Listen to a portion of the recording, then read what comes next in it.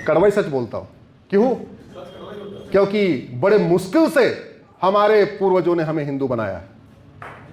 डर गए होते आज हम हिंदू होते क्या? जजिया अगर नहीं, जजिया से डर गए होते हम हिंदू होते क्या? तलवार से डर गए होते हम हिंदू होते क्या? अगर युद्ध नहीं करते हम हिंदू होते क्या? अरे हमारे पूर्वजों ने हिंदू बनाए रखने के लिए इतना बड़ा बलिदान किया, और हम पार्षद, प्रधान, सांसद, विधायक की एक 5 साल की कुर्सी के लिए सनातन धर्म से गद्दारी करते हैं, धोखा करते हैं। ऐसे गद्दारों को एक्सपोज करने की जरूरत है। इसलिए मैं कहता हूं, एक देश एक विधान मांग रहा है, एक देश एक विधान मांग रहा है, एक देश एक विधान मांग रहा है। न माइनॉरिटी न मेजॉरिटी, सबका साथ सबका विकास। कोई अल्पसंख्यक बहुसंख्यक नहीं। अल्पसंख्यक आयोग, अल्पसंख्यक मंत्रालय, अल्पसंख्यक बोर्ड, अल्पसंख्यक ट्रिब्यूनल, मजहब के नाम पे जितनी दुकानें चल रही हैं, ये सारे बंद होनी चाहिए। क्यों? क्योंकि घटेंगे तो इसमें कोई दुविधा किसी को हो तो मुझसे अलग से बात कर लेगा। घटेंगे तो पक्का घटेंगे। अगर 5 गाय हो और 5 भेड़िए हो और 5 गाय एक रहें तो सेफ रहेंगी क्या? जोर से बोलिए। भेड़िए खा जाएंगे। 5 हिरन हैं और 5 भेड़िए हैं, 5 हिरन एक होके रहें, बंटे नहीं, फिर भी कटेंगे कि नहीं कटेंगे? कटेंगे। अरे ये प्रकृति का स्वभाव है कि भेड़िया और हिरन एक साथ नहीं रह सकते, अंत में भेड़िया हिरन को खाएगा। यह प्रकृति का स्वभाव है। गाय और भेड़िया एक साथ नहीं रह सकते, अंत में भेड़िया गाय को। यह प्रकृति का स्वभाव है कि आम और बबूल एक साथ नहीं रह सकते, अंत में कौन सूखता है? आम। इतनी छोटी सी बात, इतना नेचर का साइंस, इतना विधि का विधान, इतना प्रकृति का विधान। आशा करता हूं कि गुरुदेव आगे से अपनी कथाओं में इन विषयों को भी थोड़ा रखेंगे, और हमें यह बताना पड़ेगा इस देश, हमारे जो देवी देवताओं का अवतार हुआ किस लिए था। राम का अवतार सीता जी को खोजने के लिए नहीं हुआ था, राम का अवतार अधर्म का नाश करने के लिए हुआ था। कृष्ण का अवतार राधा जी को ढूंढने के लिए नहीं हुआ था, कृष्ण का अवतार अधर्म का नाश करने।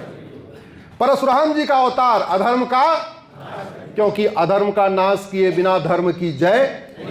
जोर से बोलिए, धर्म की अधर्म का प्राणियों में विश्व का।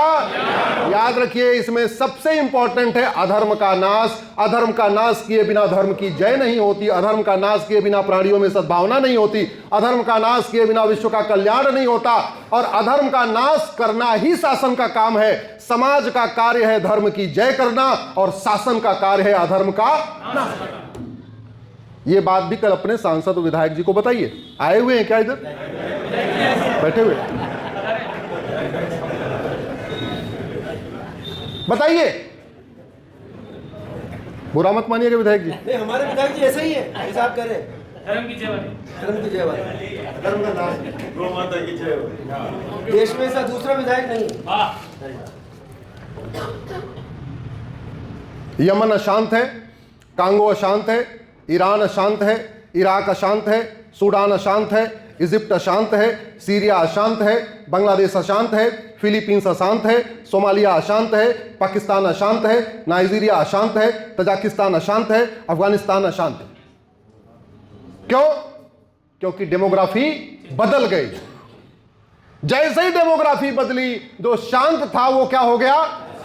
जो खुशहाल था वो क्या हो गया? बदहाल। जो खुशहाल था वो बदहाल हो गया, जो शांत था वो अशांत हो गया। क्यों? डेमोग्राफी बदल गई। गंधार, दुर्योधन का ननिहाल, शांत समृद्ध खुशहाल था, कंधार बन गया, अब उसको अफगानिस्तान कहते हैं, वहां तालिबान का शासन चल रहा है। कुंभा शांत समृद्ध खुशहाल था, काबुल बन गया, अशांत है। पर्शिया शांत समृद्ध खुशहाल था, ईरान बन गया। आज की डेट में क्या हो रहा है ईरान में? सबको पता है ना, रोज बम धमाके हो रहे हैं। कैके, जहां से माता कैकेयी आई थी, शांत समृद्ध खुशहाल था, अब उसको पेशावर कहते हैं, यानी अब उसको पाकिस्तान कहते हैं, अब वो अशांत है। बालिक शांत समृद्ध खुशहाल था, बल्ख बन गया, अशांत है। कंबोज शांत समृद्ध खुशहाल था, बदक्सा बन गया, अशांत है। सुवास्तु शांत समृद्ध खुशहाल था, स्वात घाटी बन गया, अशांत है। तक्षशिला जहां दुनिया की पहली यूनिवर्सिटी बनी थी, आचार्य चाणक्य प्रोफेसर हुआ करते थे, वो शांत समृद्ध खुशहाल था। वो रावलपिंडी बन गया, यानी पाकिस्तान बन गया। अब वहां रोज बम धमाके हो रहे हैं। इसलिए कह रहा हूं, जहां सनातन घटा वहां अशांति बढ़ी। जहां सनातन घटा वहां अशांति बढ़ी। दुनिया का सबसे प्राचीन, सबसे भव्य, सबसे दिव्य, सबसे बड़ा जैन मंदिर मुल्तान में था। इधर कितने जैन हैं? हां, सबसे बड़ा, सबसे प्राचीन, सबसे भव्य भगवान पार्श्वनाथ का मंदिर मुल्तान में था। मुल्तान का 80% कारोबार जैन किया करते थे।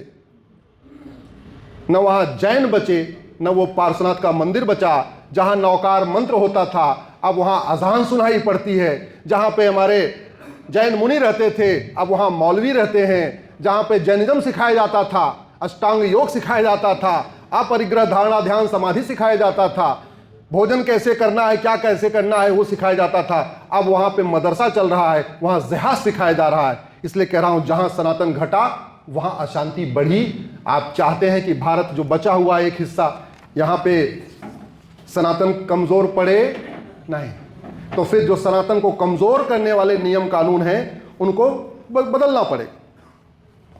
भारत के संविधान का आर्टिकल 25 धर्म पालन का अधिकार देता है, धर्मांतरण का नहीं। भारत के संविधान का आर्टिकल 25 धर्म का अधिकार देता है, अधर्म का नहीं। लेकिन इस देश में अधर्म को मजहब के नाम पे जस्टिफाई किया जा रहा है। धर्म का विलोम क्या होता है? जोर से बोलिए जरा। धर्म और अधर्म के अलावा तीसरा कोई शब्द है क्या? जोर से बोलिए। नहीं। इधर देखिए, शिक्षक भी बैठे हुए। ये शिक्षक सम्मेलन में मैं आ चुका हूं। कहां था वो कार्यक्रम? वो रायपुर में। हाँ, शिक्षक बंधुओं का कार्यक्रम था। मैं 2-3 साल पहले आया था। तो धर्म का विलोम क्या होता है? अधर्म। तीसरा कोई शब्द ही नहीं है, लेकिन बड़े प्लांट में एक शब्द निकाल दिया गया, मजहब। और अधर्म को मजहब के नाम पे जस्टिफाई करना शुरू कर दिया। हमारे पूर्वजों से, कुछ पूर्वजों से क्या गलती हुई? उनको लगा सारे पंथ एक समान होते हैं। उनको लगा जैनिज्म, बुद्धिज्म, सिखिज्म एक समान है। विधायक जी नीचे क्यों चले गए? अच्छा, सामने से देखो। प्रणाम करता हूं, प्रणाम करता हूं। वास्तव में ऐसे विधायक से, मैं ऐसे जनप्रतिनिधि से पहली बार मिल रहा हूं। मैं ऐसे विधायक से पहली बार मिल रहा हूं जो मंच से उतर के सामने चले गए हों। तो आर्टिकल 25 क्या कहता है? अच्छा, विधायक जी बैठे हैं, कुछ विषय विधानसभा में उठाने के लिए रहेगा। आर्टिकल 25 धर्म पालन का अधिकार देता है, अधर्म का नहीं। और धर्मांतरण अधर्म है, इसका मतलब आर्टिकल 25 धर्म पालन का अधिकार देता है, धर्मांतरण का नहीं। लेकिन हमारे देश में कुछ लोग आर्टिकल 25 के नाम पे धर्मांतरण करा रहे। आर्टिकल 29 रीतियों का अधिकार देता है, कुरीतियों का नहीं। आर्टिकल 25 प्रथा का अधिकार देता है, कुप्रथा का नहीं। आर्टिकल 27 कहता है मजहब को प्रमोट करने के लिए 1 रुपए खर्च नहीं करना। यानी आप लोग जो टैक्स देते हैं, income tax, toll tax, road tax, GST, VAT, TDS, इसमें से 1 रुपए मजहब को प्रमोट करने पे खर्च नहीं होगा। ध्यान रखिए, धर्म को प्रमोट करने पे कोई रोक नहीं है, मजहब को प्रमोट करने पे रोक है। अब आप सोच रहे होंगे धर्म और मजहब तो एक होता है। बिल्कुल गलत। धर्म और मजहब में जमीन आसमान का अंतर है। धर्म और मजहब में आकाश और पाताल का अंतर है। एक मैंने पीआईएल फाइल किया है जिसमें धर्म और मजहब के मैंने 25 अंतर बताए हैं, अभी कोर्ट में चल रहा है। एक मोटा मोटा अंतर बता देता हूं, धर्म जोड़ता है और मजहब तोड़ता है। धर्म जोड़ता है और मजहब। अब आप सोचिए, धर्म जोड़ता है और मजहब तोड़ता है, और संविधान की शपथ लेने वाले सांसद, विधायक, मंत्री और जज कह रहे हैं, खासतौर पे सुप्रीम कोर्ट के जज कह रहे हैं कि धर्म मजहब एक समान होता है। आप मुझे बताओ, जो जैनिज्म सिखाता है, जो बुद्धिज्म सिखाता है, जो सिखिज्म सिखाता है, क्या यही विदेशी पंथ में सिखाया जाता है क्या? जोर से बोलिए। हमें एक जैन का मंदिर बताइए जहां जैन के मंदिर में सभी जैनियों को बुला के यह कहा जा रहा हो केवल अपने 24 तीर्थंकरों की पूजा करना, और जो 24 तीर्थंकरों को ना माने उसका गला काट देना। है कोई जैन मंदिर? है कोई सिखों का गुरुद्वारा जहां सिखों को बुलाया कि ये कहा जा रहा हो जो सिखिज्म को माने, जो 10 गुरुओं को माने वो पाक, और जो 10 गुरुओं को ना माने वो नापाक, और जो लोग सिख पंथ को नहीं मानते इनका गला काट दो? कहीं सिखाया गया क्या?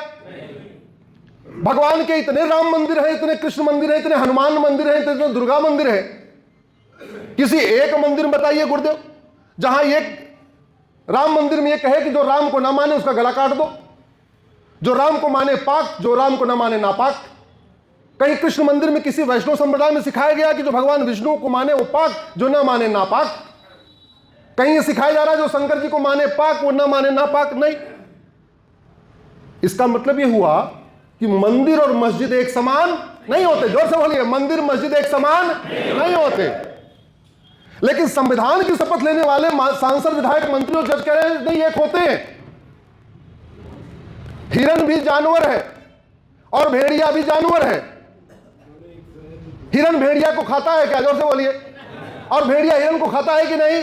लेकिन संविधान की शपथ लेने वाले कह रहे हैं हिरन इज ए एनिमल, भेड़िया is a animal, both are animal, so equality before law, equal protection of law. जितना खाद पानी हिरन को दो उतना खाद पानी भेड़िया को दो। नतीजा ये होगा हिरन तो जैसा है वैसा ही रहेगा, भेड़िया खा पी के मोटा हो जाएगा, और जो हिरन को 4 साल के बाद खाता वो 3 साल पहले खा जाएगा। ये गलती हो रही है। राजा रणजीत सिंह जी से एक ही गलती हुई, इसलिए पंजाब के 2 टुकड़े हो गए। उनको लगता था वेद पुराण बाइबल कुरान एक समान होता है। राजा शशांक से एक ही गलती हुई जिसके कारण बंगाल के 2 टुकड़े हो गए। उनको लगता था मंदिर और मस्जिद एक समान होता है। राजा हरि सिंह से एक ही गलती हुई, इसलिए कश्मीर से हिंदू साफ हो गए। क्या? उनको लगता था मजहब नहीं सिखाता आपस में बैर रखना। कुछ कड़वी ऐसी चीजें हैं, कुछ कड़वा सच ऐसा है जो धीरे धीरे धीरे धीरे हमसे दूर कर दिया गया। और नतीजा क्या हुआ? आज की डेट में जिसको जंजी कहते हैं, जंजी को लगता है वेद पुराण बाइबल कुरान एक समान है, मजहब नहीं सिखाता आपस में बैर रखना। उनको लगता है कि बाइबल क्या बोलते हैं मंदिर और मस्जिद एक समान है। ऐसा नहीं है। एक बहुत बड़ा जो देश के साथ चल रहा है, जिसको माननीय विधायक जी अपने विधानसभा में उठा सकते हैं विषय को, आर्टिकल 27 कहता है कि मजहब को प्रमोट करने के लिए 1 रुपए खर्च नहीं होगा। ध्यान रखना, धर्म को प्रमोट करने पर रोक नहीं लगाई। किसको रोक लगाई? मजहब। आर्टिकल 28 कहता है किसी भी सरकार के द्वारा मान्यता प्राप्त या सरकारी स्कूल में कोई मजहबी तालीम नहीं होगी।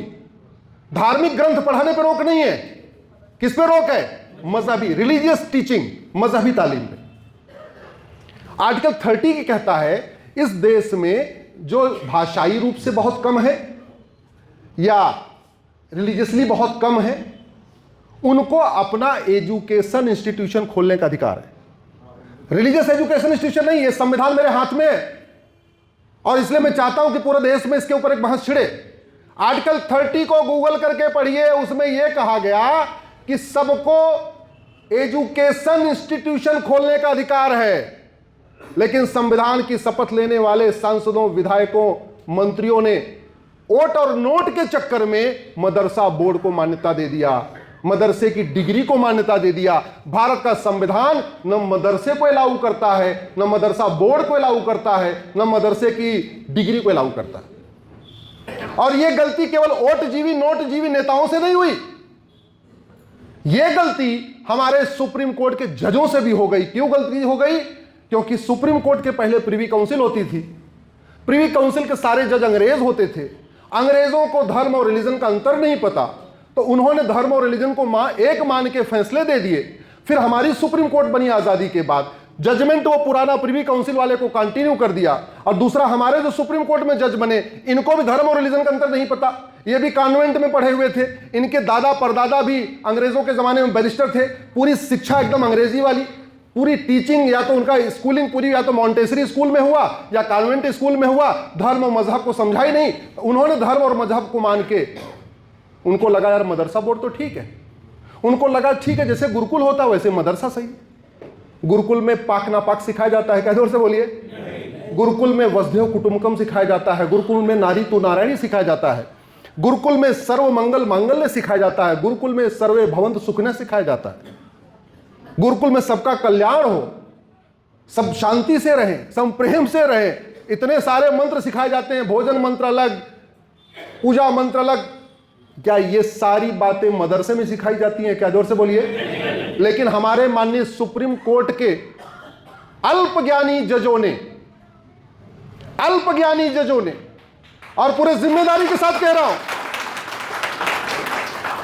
हमें फिर लौट के सुप्रीम कोर्ट ही जाना है, वहीं प्रैक्टिस करना है, उन्हीं के बीच में रहना है। इसके बावजूद कह रहा हूं, हमारे माननीय सुप्रीम कोर्ट के जजों से यह भूल हुई कि जो उन्होंने गुरुकुल और मदरसा को एक समान समझ लिया, बाइबल, कुरान और वेद पुराण को एक समान समझ लिया, हदीस और भगवत गीता को एक समान समझ लिया, मंदिर और मस्जिद को एक समान समझ लिया, और इस भूल के कारण हम लगातार घट रहे हैं और घटेंगे तो